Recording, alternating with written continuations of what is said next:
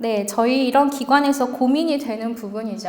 찾아오시는 분들, 내담자, 여기서 이제 대상자라고 주로 표현을 쓰시더라고요. 이런 분들이 오셔가지고 이제 소위 말하는 행패 같은 걸 부리실 때 거기서 일하는 사람 입장에서는 어떻게 해야 되나.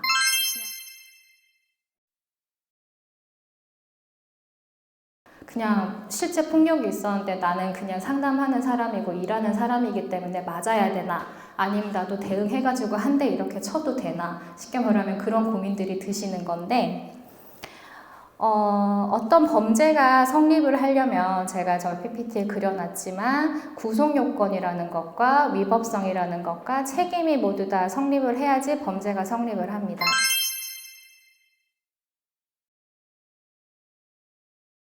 그러니까 이제 폭행이라는 것 같은 경우에는 때리는 행위, 그리고 내가 저 사람을 때릴 거야 라는 그런 고의를 가지고 해야지 범죄가 성립을 하는 거거든요. 근데 위법성 조각사유라는 게 있어요. 그러니까 권투 같은 거 보시죠. 권투는 서로 폭력을 주고받는 스포츠잖아요. 근데 이 선수가 이 선수를 때렸다고 해서 저 선수를 처벌을 하나요? 안 하죠. 이 선수가 이 선수를 때렸다고 해서 처벌하나요? 그건 안 해요. 왜 폭행인데 처벌을 하지 않지? 고의를 가지고 저 사람을 때리겠다라고 때렸고, 실제로 때리는 행위를 했고, 뭐 내가 책임 미성년자라서 14세 미만도 아니고, 근데 왜 저 사람은 처벌하지 않지? 위법성 조각 사유가 있기 때문이거든요. 그건 뭐냐면 피해자가 승낙했기 때문이죠. 스포츠 경기는 네가 나를 때리는 거를 승낙을 하는 거잖아요. 그쵸? 서로 그런 조각 사유가 있었기 때문에 그 때리는 행위가 폭행죄로 처벌을 안 받는 거죠. 근데 그런 위법성 조각 사유 중에 하나가 정당방위라는 게 있습니다. 들어보셨을 거예요. 그쵸? 저 사람이 나를 때렸어. 그래서 내가 그거를 방어하느라고 그렇게 했어. 그렇게 되면 정당방위에 해당하기 때문에 위법성이 사라지니까 범죄가 성립을 하지 않는 거죠. 근데 이 정당방위에서 주의하셔야 될 게 있습니다. 이게 그럼 저 사람이 때렸으니까 나 그냥 대응하느라고 때렸으면 나는 무조건 정당방위니까 책임 안 지냐, 범죄가 아니냐, 그게 아니에요. 정당방위는 보충성이라는 게 적용이 돼요. 그러니까 저 사람이 나를 때리는 행위를 했어요. 그래서 내가 방어를 해야 돼, 지금. 그런 상황에서 내가 피할 수 있는 상황이었어요. 그 상황에서 저 사람을 때리지 않고 피해도 저 사람이 나한테 가하는 위해에서 벗어날 수 있는 수준이었어요. 그랬다면 내가 때리는 행위는 정당방위에 해당하지 않아요. 근데 이게 지금 아직 법률에서도 굉장히 문제입니다. 너무 협소하게 이거를 해석을 하거든요. 사실 그런 폭행 현장에 있어 보시면 알겠지만 그런 행동이 있었다고 해서 갑자기 내가 정신을 차려서 도망을 가고 신고를 하고 하는 게 굉장히 어렵습니다. 실질적으로 그 상황에 닥치면. 근데 아직까지는 법이 정당방위를 그렇게 협소하게 해석하고 있기 때문에 뭔가 피해가 오신다면 피하신다거나 아니면 어딘가에 도움을 청하신다거나 뭐 녹취를 하신다거나 그거를 뭐 촬영을 하신다거나 그런 것들은 상관이 없는데 같이 이렇게 때리시는 거는 그러한 보충적인 수단이 아무것도 없을 때만 그렇게 대응하셔야지 정당방위에 해당해서 나의 행위가 문제가 되지 않습니다. 그거를 항상 염두에 두시면 되고요.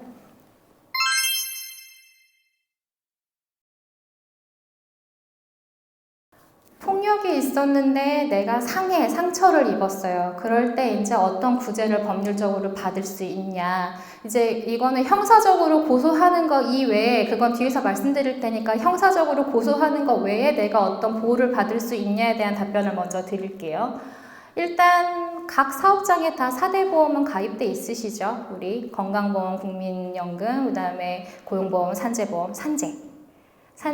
이게 산재에 해당할 거냐라는 게 이제 핵심이 되겠죠. 일대 제3자가 나한테 가해 행위를 해서 내가 상처를 입었다. 그러면 산재 신청이 가능합니다. 근데 어떤 경우에 가능하냐? 그 제3자를 만나는 게 나의 업무와 관련성이 있어야 돼요. 그러니까 나는 제3자를 만나서 어떤 이런 상담을 하고 어떤 이렇게 필요한 정보를 주고 하는 것이 나의 주된 업무예요. 그렇기 때문에 제3자를 만나는데 그 제3자가 나한테 어떤 그런 가해 행위를 했다. 그래서 내가 상해를 입었다. 그런 거는 업무랑 관련성이 있기 때문에 산재 신청이 가능합니다. 그래서 그런 경우가 있다면 이런 기관들의 상담을 충분히 해보셔야 되고요. 그리고 사업장 내에 단체 상해보험이라는 거를 다 가입을 해두셨을 텐데, 단체 상해의 대부분 보장 범위가 이제 그 단체 시설 내에서 뭔가 다쳤을 때, 넘어졌다거나 시설물로 인해서 뭔가 상해를 입었을 때 적용이 되는데, 이렇게 제3자 가해 행위로 입었을 때도 포함시키는 그런 약관들, 그건 보험 상품에 따라서 다릅니다. 그래서 그게 어떻게 되어 있는지 보장 범위를 확인하셔서 거기서 일정 부분 구제를 받으실 수 있다면 활용을 하시는 게 좋고요. 세 번째로는 범죄 피해자 지원센터라고 있습니다. 혹시 한 번이라도 연락을 하시거나 연계해 보신 적 있으세요? 이 범죄 피해자 지원센터는 대부분 지역 내에 설치가 되어 있습니다. 근데 파주 지역 같은 경우는 고양 파주 지역을 고양지청 내에 있는 지원센터에서 관할을 하시더라고요. 여기서는 이제 신체적인 이런 폭력을 당하는 범죄, 신체 범죄에 대해서 피해를 입은 사람들한테 그런 의료비 지원이라던가 그리고 상담, 그 피해를 입은 사람들의 상담이나 이런 서비스를 제공을 하고 있습니다. 그래서 만약에 복지시설의 종사자님들이 그런 피해를 받아서 도움이 필요하다 하시면 저 지원센터에다가 문의를 하셔도 좋고, 또는 찾아오시는 내담자분들이 혹시 그런 신체범죄 피해자가 있다면 저런 센터를 연계를 해주셔서 도움을 받게끔 해주셔도 좋습니다. 고양지청 내에 있으니까 확인을 한번 해보시면 되고요.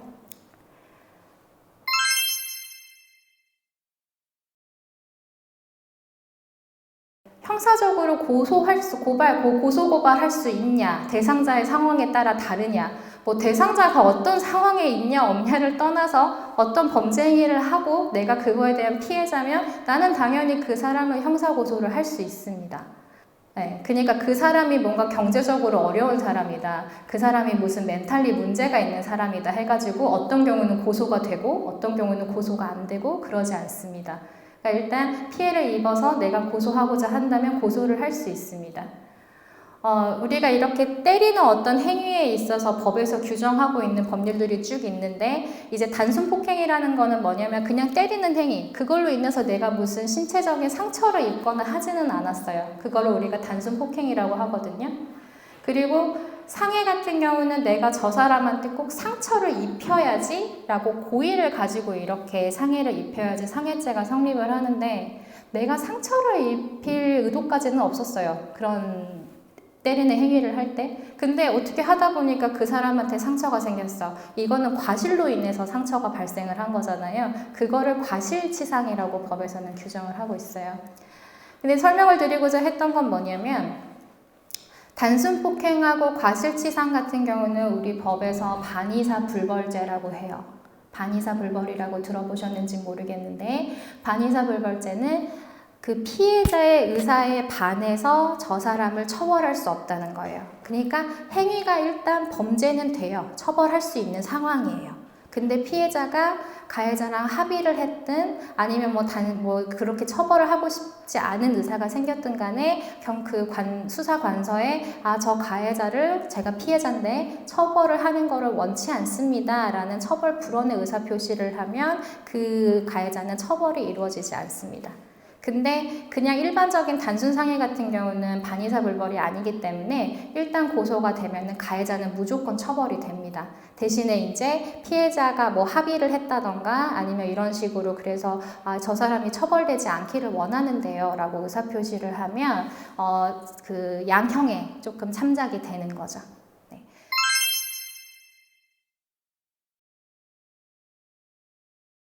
그래서 아직 제가 일하는 기관에서 제가 거의 한 9년, 10년쯤 일하고 있는데 이렇게 행패를 하시는 분들은 간혹 있었는데 경찰을 불러본 적은 저는 아직까지는 없어요. 근데 저희는 아무래도 법률이라는 말이 들어가니까 오시는 분들이 약간 조심스러워 하시는 그런 부분들이 있습니다. 근데 저희도 저희 관내 가정폭력 상담소나 1366 여성 긴급 전화나 하면 찾아오시는 분들이 그렇게 행패를 하시는 것 때문에 저희한테 도움을 많이 요청을 하시거든요. 그게 너무 상습적으로 반복이 될 때는 이게 상해까지는 아니더라도 자꾸 반복이 될 때는 그 사람이 경제적으로 어떤 상황이야, 고소해봤자 소용없어 이렇게 하시기보다는 단순 폭행이나 과실치상 같은 경우는 내가 처벌을 원치 않는다고 얘기를 하면은 처벌이 이루어지지는 않거든요. 그러니까 일단 경찰 관서에 자꾸 문제가 되게끔 그분한테 학습을 시켜주셔야 됩니다. 이런 문제가 형사적으로 문제가 되는 거야. 고소가 되면 이게 당연히 너는 벌을 받아야 되는 범죄라는 인식을 자꾸 심어주셔야 되거든요. 그래서 너무 심하다 하시면은 무조건 그냥 우리는 복지기관이니까 무조건 감내해야 된다 이런 것보다는 좀 중간관리자분들이나 그 기관장분들께서는 조금 일하는 사람들도 계속 이런 게 반복되면 일하기가 너무 힘들거든요. 그래서 그 사람을 계속 그냥 어려운 사람이니까 방치하는 거는 오히려 계속 그 사람을 가해자, 범죄자로 만드는 결과가 될 수도 있어요. 그렇기 때문에 그런 것들을 조금 검토를 해보셔야 됩니다. 좀 민감하게 반응을 하셔야 되고요.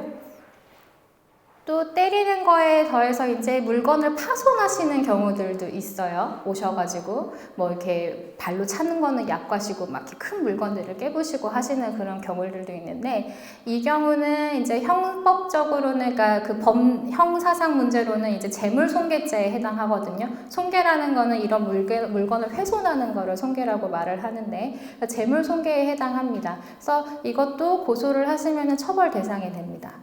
근데 물건을 부수는 거는 이제 배상 문제가 남죠. 이런 기관들 같은 경우에는. 그럼 이거 배상을 어떻게 해야 되냐. 이거는 내가 형사고소에서 그 사람이 일정한 징역형을 받을 수도 있고 또는 벌금형을 받을 수도 있는데, 그 벌금은 국가에다가 납부하는 거지 그 사람의 잘못한 행위에 대한 징계이지 이 기관에 대해서 이거에 대한 민사적인 배상을 하는 게 아니거든요. 그거는 이제 민사 절차를 별도로 밟으셔야 되는 거죠. 그 사람이 불법 행위를 해서 이 물건을 깨부셨다는 재물손괴라는 불법 행위를 해서 손해를 끼친 거기 때문에 그거에 대해서는 별도로 민사 문제로 손해배상 청구를 따로 하셔야 됩니다. 그러니까 그 사람이 이렇게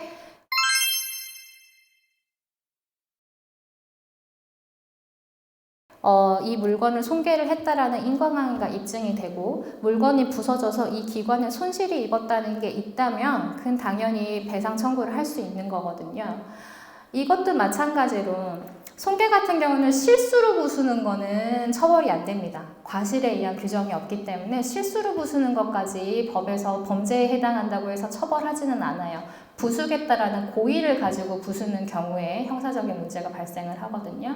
이것도 마찬가지로 너무 상습적으로 그렇게 하시는 분들이 또 간혹 있어요. 근데 그럴 경우에는 뭐 형사 문제도 형세지만 내가 꼭 그 사람한테 그 배상 금액을 꼭 받아내야 돼 하지는 않더라도 계속 너무 반복이 되면 민사청구는 한 번은 하시기를 그것도 권유를 드립니다. 그러니까 그 사람한테 이게 법률적으로 문제가 되는 거라는 인식을 심어줘야 되거든요. 그래서 그런 것들도 이제 검토를 하셔야 됩니다. 핵심은 형사 문제랑 민사 문제는 별개로 움직인다는 거. 내가 형사적으로 그 사람을 고소하고 처벌해달라고 했다고 해서 그게 민사적으로 나한테 무슨 배상을 하는 것까지 한 번에 해결이 되는 건 아니라는 거를 인지를 해두고 계시면 됩니다.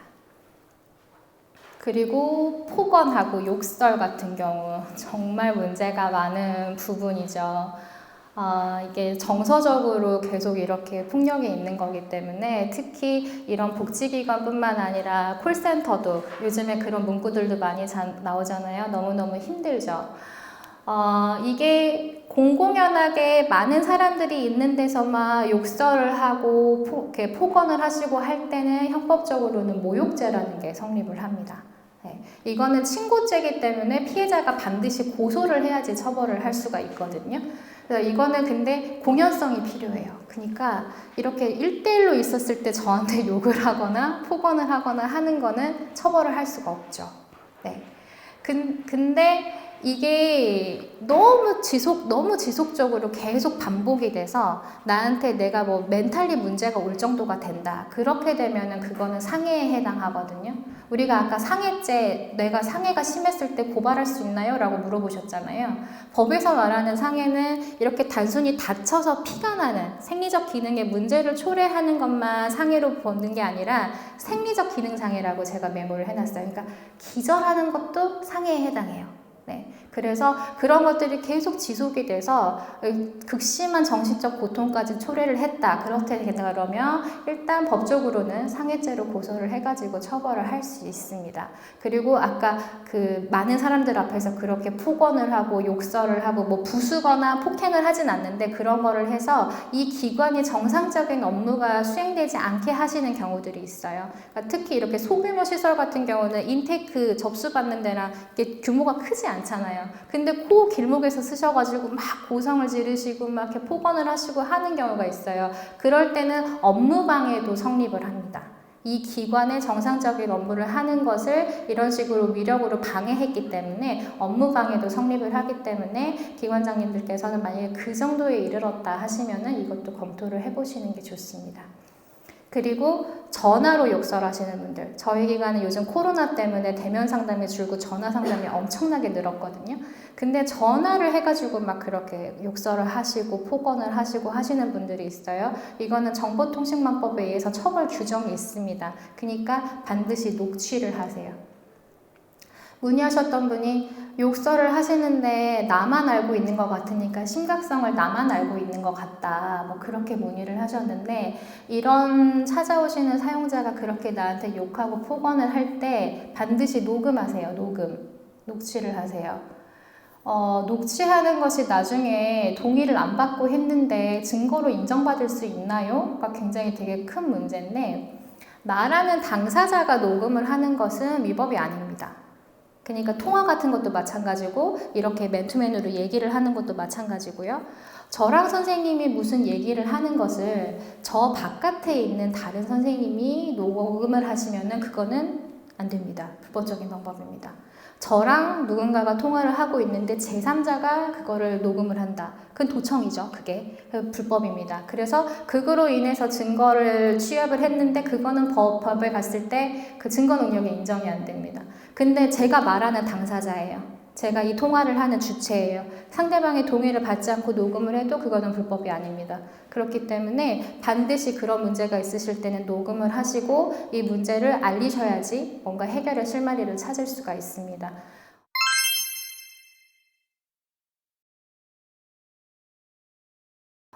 이거는 특히 중간관리자님들이나 이제 기관장님들끼리 좀 예민하게 반응하셔야 되는 부분이에요. 그러니까 이게 왜 그게 힘드냐, 그게 뭐가 힘드냐 이런 식으로 반응해버리면 일선에서 일하는 상담 선생님들이 너무 힘드십니다. 그리고 일선 선생님들도 그거에 대해서 증빙을 남겨놓으셔야지 어떤 식으로든 나중에 보호를 받으실 수가 있습니다. 그러니까 내가 그 상담을 하는 주체이고 내가 그 사람과 대화를 하는 주체라면 그 사람한테 알리지 않고 녹음을 해도 법에 저촉이 되지 않으니까 반드시 녹음을 해서 증빙을 남겨놓으시기 바랍니다. 저도 한 9년 동안 상담하면서 녹음 딱 한 차례 해봤거든요. 이제 그게 폭언을 하신 건 아닌데 이제 뭐랄까 폭언은 아니지만 약간 그와 준하는 그런 공격적인 언행을 하시면서 문제를 삼으셔서 이분이 나를 형사고소하겠구나 라는 그런 생각보다는 내가 이분을 고소해야 되겠구나 그런 생각보다는 이분이 나중에 민원 제기를 할 때 내가 이제 자기한테 부당하게 이렇게 했다라고 했을 그런 소지가 있어서 저는 이제 녹음하겠다라고 이제 얘기를 하고 녹음을 했거든요. 근데 그렇게 욕설하시는 분들을 대처하실 때 일선 선생님들이 이게 지금 이렇게 법으로 문제되는 행위입니다. 선생님 한번 통지하시고 그 다음에 지금부터 녹음하겠습니다 라고 이렇게 한번 얘기를 하세요. 그러면 잠잠해지는 분들이 좀 있거든요. 근데 그렇지 않은 수준으로 계속 하시면 어쩔 수 없죠. 녹음하셔가지고 그거는 문제를 삼으셔야 됩니다. 그래서 녹취에 대해서 좀 정확하게 알아두시면 되고요.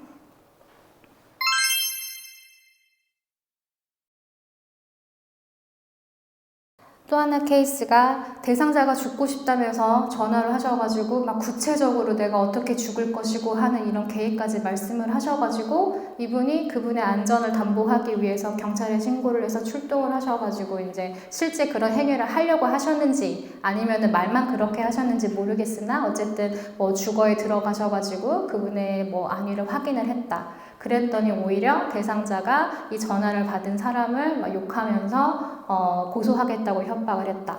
나는 지침대로 했는데 이게 문제가 되느냐가 요지잖아요. 아까 제가 말씀드렸죠? 어떤 범죄가 성립하기 위해서는 구성요건 해당하고 위법성 있어야 되고 책임 능력이 있어야 된다고 말씀드렸는데 이 같은 경우는 정당 행위에 해당을 합니다.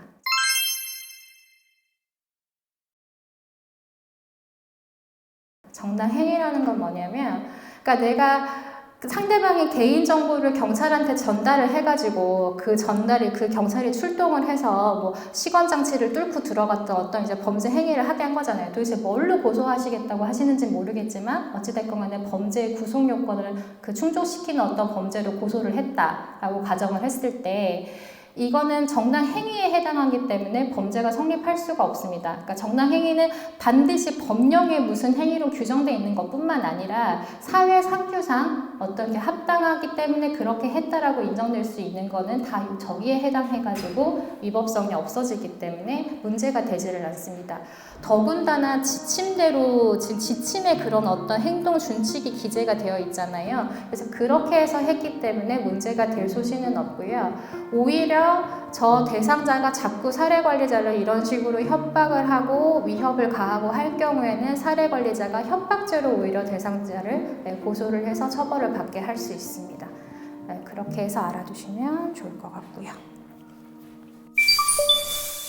이 영상은 파주시와 경기북부 사회복지공동모금회, 파주시 지역사회보장협의체, 웰미디어랩에서 제작하고 있습니다.